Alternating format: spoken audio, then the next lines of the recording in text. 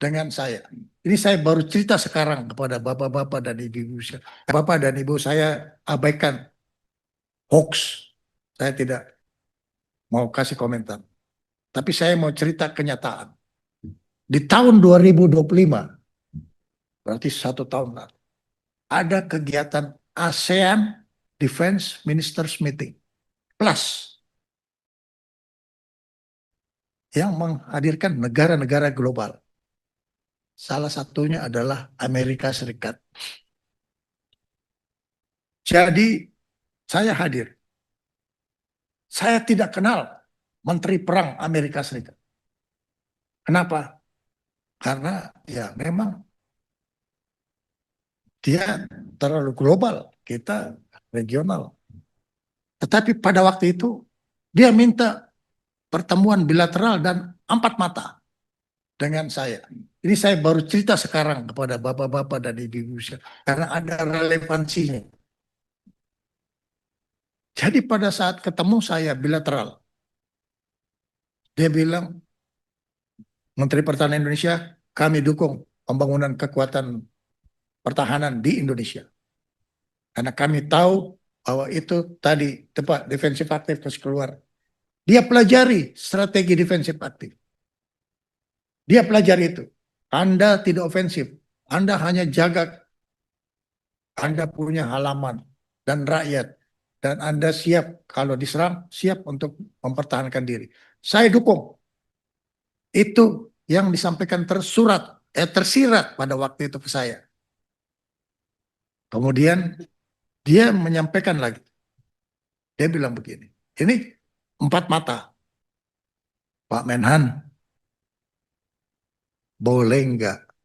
Ini saya anggap etis. Boleh nggak Amerika itu melintas wilayah Indonesia?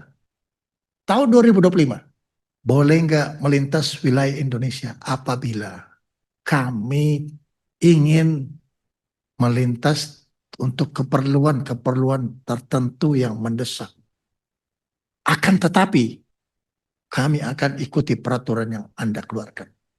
Itu diucapkan saya secara lisan pada saya. Tadi saya jawab,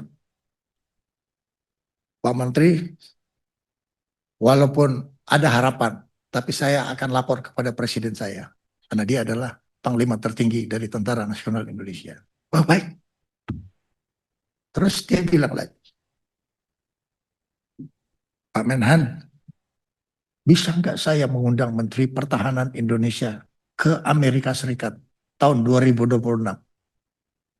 Dia bilang terus secara langsung. Saya kaget juga. Itu.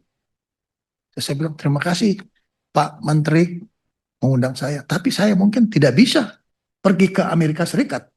Oh kenapa? Anda Menteri Pertahanan.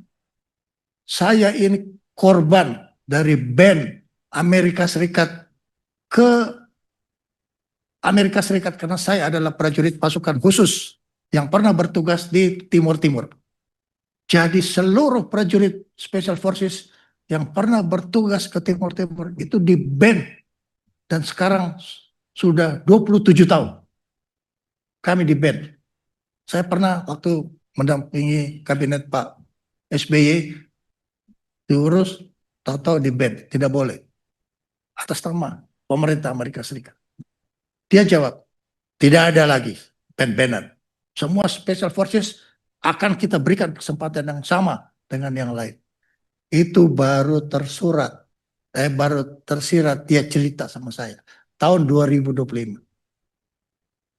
Terus dia bilang lagi, Pak Menhan, boleh nggak minta tolong? Kami ini pernah ikut Perang Dunia Kedua.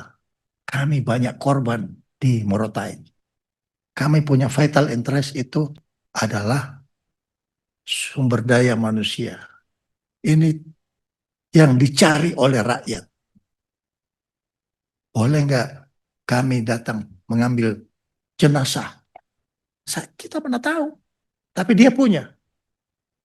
Digitalnya dia punya. Saya bilang, saya nggak tahu tempatnya. kami punya. Tapi pertanyaannya, bisa nggak? Oh, saya bilang, jangankan bisa, dibantu pun bisa. Itu yang saya jawab. Nah, itu berlangsung di 2025.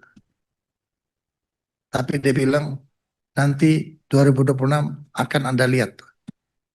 Tahun 2026, bulan Februari, dia mengirim special assistant.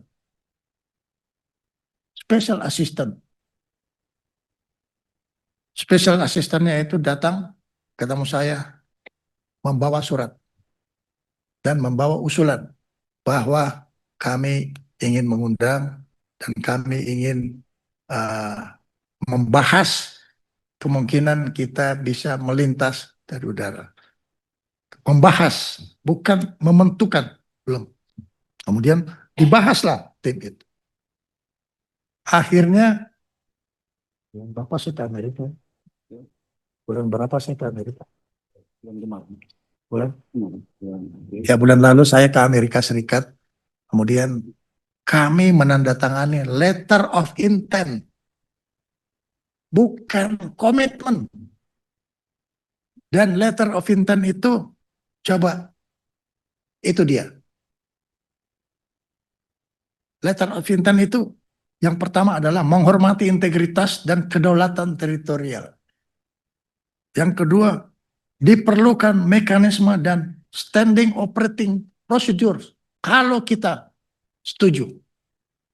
Dan konsisten dengan hukum dari masing-masing negara. Ini sudah ada. Kita kalau latihan, kalau dia ada luka, kita kembalikan. Ini adalah letter of intent, bukan letter of commitment. Jadi kami tidak bikin komitmen apa-apa dengan Amerika Serikat dalam hal udara. Tidak. Kami mempertahankan konstitusi dan kami mempertahankan kita punya kepentingan nasional. Dan dalam defense cooperation, kita ada prinsip mutual benefit dan mutual respect. Ini semua ada di dalam tiga itu. Nah, jadi Bapak-Bapak dan Ibu-Ibu sekalian, begitu pentingnya kami menjaga national interest di dalam berhubungan dengan negara global. Dan dia menghormati kita. Selain itu,